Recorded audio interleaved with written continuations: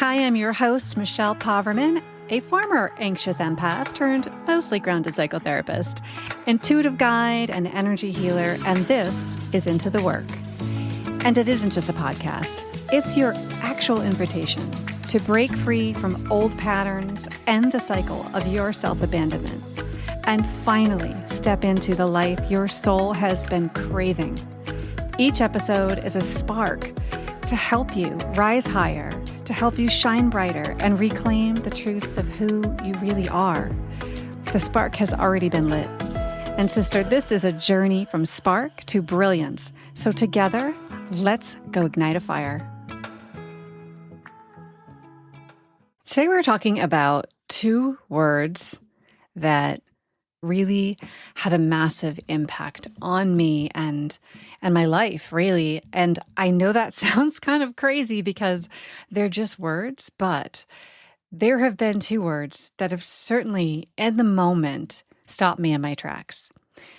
It's not because I didn't really understand these words previously, they're regular words, but because something inside of me recognized them before my mind did.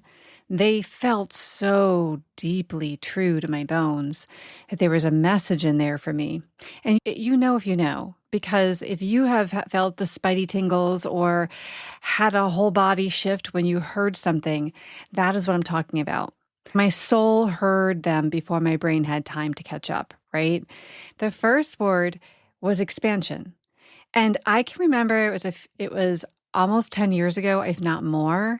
I was sitting at a retreat. I was sitting there for a few hours and I was listening to somebody having this spiritual training talk, and they were discussing the idea of healing in different ways and what we need to do here as energy beings. And they brought up the word expansion. I remember exactly how I felt and how my body responded. Because in that moment, it was almost like every cell woke up. I had those little spidey tingles that went up and down both sides of my body. Sometimes it's just one side for me when I'm getting a message. But that feeling of pay attention, this matters. Now, at the time, I had no idea that one word would eventually shape the way that I understand healing and the way that I work with women and the way I think about business, especially now, and ultimately the work I believe that I'm actually here to do. Now, fast forward years later, another word found me. I was sitting alone in my car. I was listening to a podcast, and honestly, I had made notes of this podcast afterwards because this word came through to me, and it just felt, again, was this huge experience. I was just listening to this woman on this podcast who was being interviewed, and she was talking about the one thing that all of us truly deep down, beyond all the layers, all we want, all we desire is to be liberated. And this might sound crazy, but when she said it, we all want to be liberated. I immediately just my eyes started welling up. I started having tears. I became emotional. I started to almost cry a little bit because suddenly there it was, this word, that liberation was something I desperately wanted, that I felt at that moment. As soon as she said it, I realized how far I felt from it. And so I, of course, had emotion. And since I have really thought to myself often, how can I do that? How can I continue to work towards feeling more liberated in my life, in my personal life, in my work life, in my family, and everything, and just feeling more free? And we're going to explore what this even means. But I remember thinking, yes, that's it. That's the yearning I've been trying to name. And for years, those two words, they sort of lived separately in my mind: expansion, liberation. And I knew that I was always talking about expansion from that point forward. I'm always talking about it, feeling expanded. How do we become more expansive beings? How do we raise up our vibration? But it wasn't until much later that I realized they were pointing towards the very same journey. And today I want to introduce you to that journey. For a long time, I thought helping women transform meant helping them to get clear on what they wanted. So I'd ask a room full of incredibly capable women one simple question. I would ask, what do you want? And over again, they struggle to answer that question. I've been doing that for a number of years now as a therapist with individuals, but also in the groups that I've run and in the programs I've run. And over and over and over again, I was kept running up against this resistance. I thought, oh, I need to change how I'm teaching, or I need to change the topic that I'm teaching, or what I'm doing, and just weave it in differently, really get into soul-aligned goals. And if I teach them about soul alignment in their goal setting, then they will understand how to do it. I'll teach them how to do that. But what was happening was that people were coming up blank. Now, these weren't women who lacked ambition. They're not women who lacked intelligence. Some were starting businesses, some weren't. Some have already built some successful businesses. Some have spent years investing in themselves. Years. Yet when I asked them what they truly wanted, so often, actually much more often than not, there was often silence, discomfort, squirming. I'd give them a week or two to work on it. They would come back like a child who feels shame because they didn't do their homework, right? There was often silence. Because at first I thought, this is a goal-setting problem. Maybe they needed better questions. I wasn't asking good enough questions. Maybe they needed more clarity. But over time I realized it wasn't a goal problem at all. It was actually something much deeper. Most of us have never learned how to imagine from a sense of freedom, from that sense of liberation, right? We have not learned to imagine from freedom, because before we ever learned how to dream, we learned how to survive. And I don't believe we're born with this finished identity. I just don't. I do believe there's an essence, but I don't believe there's a perfectly formed version of you hidden somewhere inside waiting to be discovered. I think we're born with something much more beautiful than that. We are born, as I said, with an essence, a true nature, a unique way of experiencing the world from our soul perspective. We have a limitless capacity for becoming. There's not something that's been preformed and then we just got to get to it. We have limitless capacity for becoming. And then life begins to shape us. And yes, life can be cruel.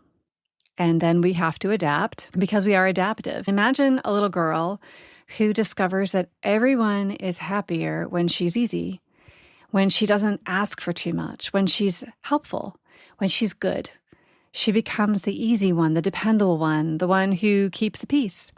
Not because that's who she really is, obviously, but because that's what helped her feel safe. And so maybe there's another little girl who discovers that achievement gets her noticed. So that excellence earns her love, right? So she becomes the high achiever. And she never stops proving herself. And she's always got that energy, that push, that internal pressure. It's just how she's working on surviving here. And she's learning what works and what doesn't work. These adaptations are brilliant. They're intelligent and they protect us, but many of them helped us survive seasons of life that required exactly what we became. And I have seasons of my life where what I became, which was a people pleaser and a rescuer. Actually, in 8th grade, I was voted as most likely to become a counselor in a crisis center because from a very young age, I was already in this place of rescuing and helping, and I always wanted to find the underdog, and I wanted to make them better, and I found that that's where I got my identity, that's who I was, and that's what I was here to do. And that's not just beyond that, but I also did that because I knew that it received love and my mom loved it. She was like, oh, my daughter's just so nice. Look at what the kind thing she's doing. And I was the good girl. And my brother was always the one that was getting in trouble. So I was the one with the good grades. So I became the perfectionist. I had all these rules. Well, my sibling, he was always struggling in school. So I think we come into these roles, and you might think about what role you were in your life and how you adapted to it. But I do also want to say to you that whatever you created for yourself, I want to tell you it has an expiration date. And the identity that once protected you eventually becomes the thing that confines you. And so something old is still going on that's confining you. Something old is still going on that's confining me. I'm constantly uncovering, oh my God, another thing, another part of me that's still showing up, right? Right when I think, wow, I'm really over some of these things, it just pops its head again. And so when we look at how this might confine us, like if you are a woman who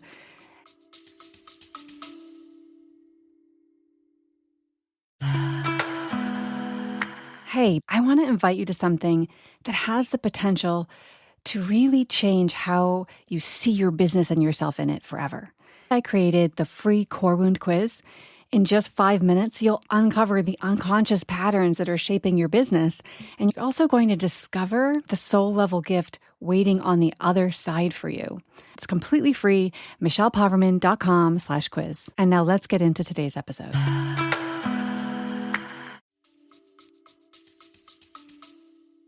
Grew up never needing anyone. That was your programming. You were never going to be needy. You were just never going to need anyone. You were going to be super independent.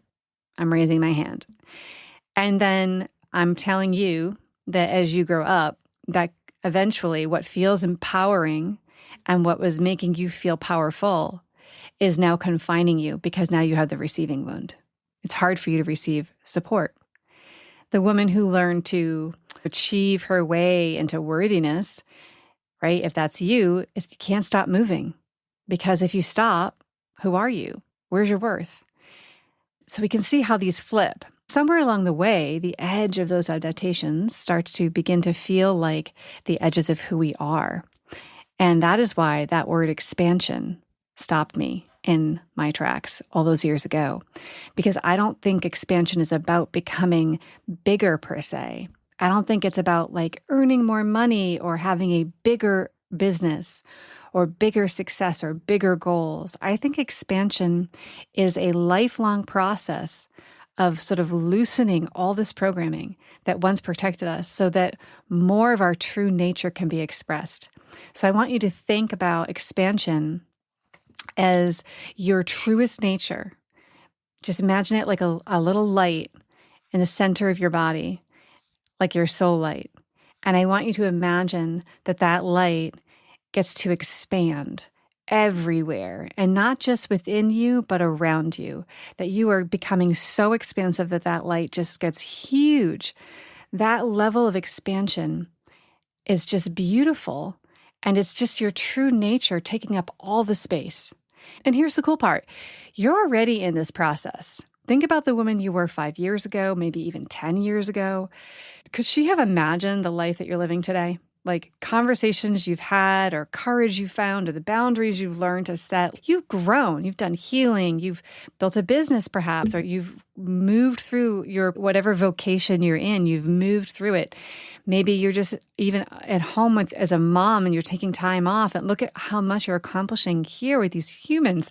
So, I mean, you have grown and expanded your life on so many levels. So the question really is whether you're participating consciously in your own expansion. Because I believe expansion truly is a lifelong journey. And I also believe it's something else. I believe it's also a state that we can create on the daily. Because if expansion is a state, it's a way of relating to yourself and to your future that changes what becomes visible to you. And it's a state where possibility begins to feel more real than limitation. And I think that's when we look at just becoming this expansive version of ourselves and our truest nature, our truest limitless possibility that lives within us, that's coded in you when you came down here, of all that was possible for you.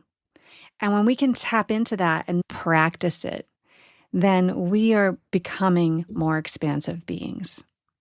And of course, this impacts our belief systems. It impacts how we talk to ourselves. It impacts how we show up in our relationships. It really is a state where possibility begins to feel more real than limitation.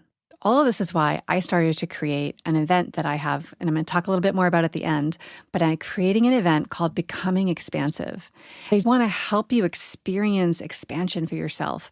I want to help you to really tap into the importance of this work, because I have a feeling that once you do experience it, once you start thinking about it differently, once you really bring it to the forefront, you could potentially never see your future the same way again. You might feel like you've tapped into something that really opened the door for you.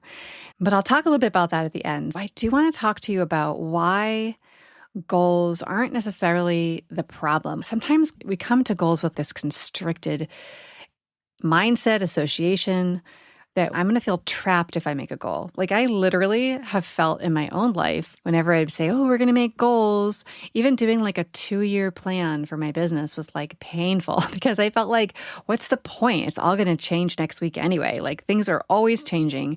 I felt constricted by a goal. I felt like goal setting was like kind of putting me in a box, and that truly, and this is true, in my life, I've literally stumbled into everything that I have created on some level. Things come to me more than I come to things, I feel like. So in so many ways, I have been a person who shows up and lets life give what it needs to, what is meant to. But that's changed. And for a long time, I thought helping women transform meant helping them get clear on what they wanted and to help them set goals, because I realized how important they were.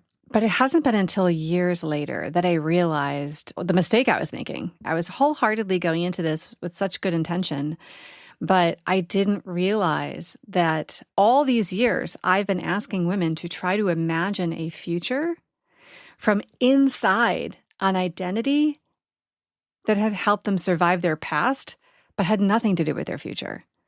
It was a very different thing, because think about it. If you've spent your whole life believing you need to earn love, let's say, what kind of goals are you going to set? Probably goals that require proving. If you've spent your whole life believing it's safer to stay invisible, how big is your vision going to feel? If you spent your whole life making sure everyone else is comfortable before asking yourself what you want, how do you even begin to answer that question? And here's what's become really fascinating to me. I don't think we lack a vision.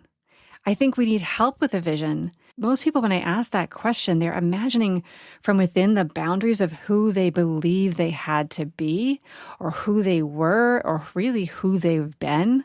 And those are not the same thing as asking somebody is like, where do you want to be in 2 years from now? What is your goal for this year? That's too forward thinking. They're not there yet. So I really want you to sit with that for a moment and think about yourself, because I don't think anyone had ever really asked me this question. Have I been imagining from freedom, or have I been imagining from survival? And those are two entirely different places to create a future from. One asks like, what feels realistic? The other asks, what feels true? When you're coming from a place of freedom and not that old programming, what will everybody else think of me? You could ask yourself, what do I know? Deep down, even if I can't explain it yet, what do I know? Can you feel the difference? I realized I had spent years helping women build beautiful goals, because sometimes we were able to accomplish that. But I did this without asking first an important question, and that is, who is imagining this future? Is it the woman who spent decades adapting, or is it the woman underneath those adaptations?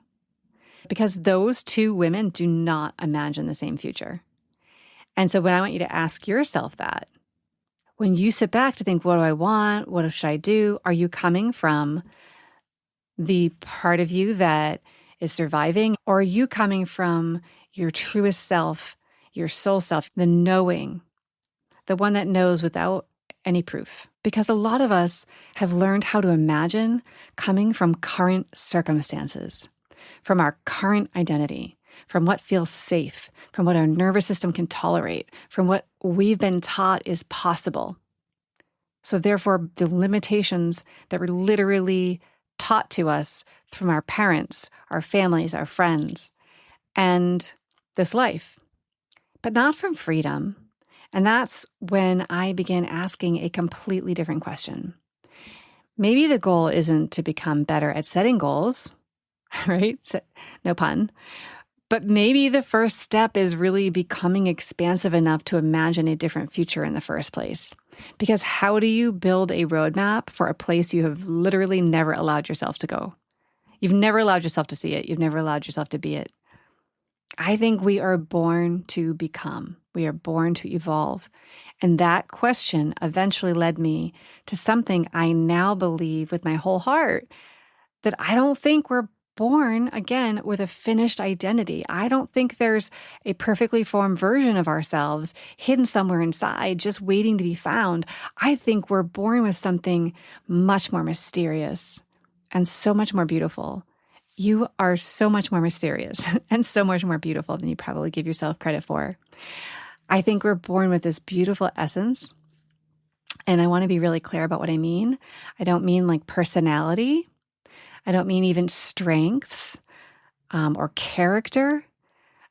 I mean that you're born with a true nature inside you, a unique way of experiencing this world, a unique way of loving or creating or leading or connecting that is so unique to you. It's the part of you that feels most alive, most real, most like home. And I don't believe it's static. I really want you to hear this, that you have a limitless capacity for becoming. When we get into an expansive state, it allows us to get beyond who we are right now and tap into what's possible for me, the limitless possibilities. And I guess I'll just ask you, when's the last time you did that, right? When is the last time you did that? When did you get so expansive that you were able to tap into the limitless possibilities and then decide, okay, I'm going to pick something. And then I'm going to say, okay, 1, 2, 3, 4 are the steps to get started. What does it mean for you to be more expansive? Because even though it stopped me in my tracks years ago, I don't know what it's like for you to hear this today, for you to hear that expansion isn't about necessarily becoming bigger and making money or having more followers or more goals, that expansion is actually a physical, energetic, emotional state. And I think that a lot of those other things that get bigger and beautiful in our lives are mirrors and reflections of our emotional and energetic and cognitive states around expansion. And of course, I have to mention why business becomes such a powerful teacher for us in terms of expansion. One of the reasons I love working with entrepreneurs is because business speeds up everything. It has this incredible way of revealing what has been living underneath the surface all along. It has a way of showing us shit we have to face, things you need to get over, things you need to push through, things that you need to challenge yourself on, where your fear is that you didn't even realize. If you've been carrying a story about not being enough, your business will find it. And if you've learned to seek approval, your business is going to find that too. If visibility feels unsafe, your business is going to find that, and it's going to be uncomfortable. Receiving is going to be uncomfortable. Your business is always providing the opportunity for you to see what's going on, because every new level of leadership asks us to release another old program. And because the old program that got you to 6 figures isn't the one that's going to get you to your next season. So whatever that is, whatever you keep moving through, like maybe that people pleasing helped you build relationships and helped you build a business. And now I guarantee you that it cannot keep you going. That is now keeping you from having honest conversations that are needed for you to get to grow and to expand. Maybe that perfectionism that helped you create excellent work is now keeping you from putting your gifts out into the world, or maybe you're having a hard time with your perfectionism in your leadership. Maybe if you've got a team in business, you keep throwing yourself at front and center because it's hard for you to hand stuff over. And there's so many ways that even my hyper independence that made me super resilient, when I was younger, is now definitely gets in the way of me receiving support. And so I'm constantly having to keep tabs on that. I think the question is, are you ready to become the woman who can hold what's next? That's what's really your business is asking. Are you ready to become the woman who can hold more and more and more? So it isn't just something that happens across a course of a lifetime where we just keep expanding more and more and more and more. Well, that does happen. I also believe that expansion happens in a state. And the more we practice that state, the more we keep moving towards expansion in our lifetime. So a state we can enter. Okay, we can practice returning to a place of expansion, a state that changes what becomes available to us. Like imagine that you can call in a certain state within your body that makes things more available to you, because we know what constriction feels like. The moment when fear gets loud, the moment your vision gets small, you start overthinking, you start feeling anxious, you feel constricted, when you're pain avoidant and worried what's going to go wrong. Those are all constricted states. And when we contract, we tend to make decisions from the version of ourselves that is trying to stay safe. But when we expand, something shifts. We become more open, more available to possibility, and connect to intuition. We become more willing to imagine beyond what we already know. That's what's really important. And this matters so much when we talk about vision, because I don't believe we should start with the goal setting. I believe expansion has to come first. We need to become expansive enough to imagine the future before we start building the structure that takes us there. I love goals. I do love planning, and I do love structure. It's actually very important for my ADD-ish brain. So I think all of that matters, but having a vision without any structure, it just remains a dream, right? That's why they're important. But structure without expansion becomes another cage. If we create the plan before we expand to what's possible, then we may simply become incredibly efficient at recreating the life we've already outgrown. We're still planning from a place in which we can't think outside the box. I don't want you to become better at building inside the boundaries of some old identity of who you were 5 years ago or who you've always been. I want you to imagine from a place of freedom. I want you to work towards feeling liberated in your life on a daily. What do I actually want now? What is trying to emerge from me? What could I choose if I didn't have to prove anything? What might become possible if fear didn't get in that final vote? And I think that's why those two words found me, expansion and liberation, because they're not separate. I think self-expansion is a form of self-liberation. And every time we loosen that old programming, right? Every time we question an old identity, every time we choose truth over performance, we allow ourselves to imagine something that previously totally felt unavailable. We just experience a little more freedom. If you're following this podcast, my guess is if you've been on the ride with me, then you're resonating with my story a little bit, or you're resonating with at least the idea of knowing and becoming, you are currently aware of some of your programming.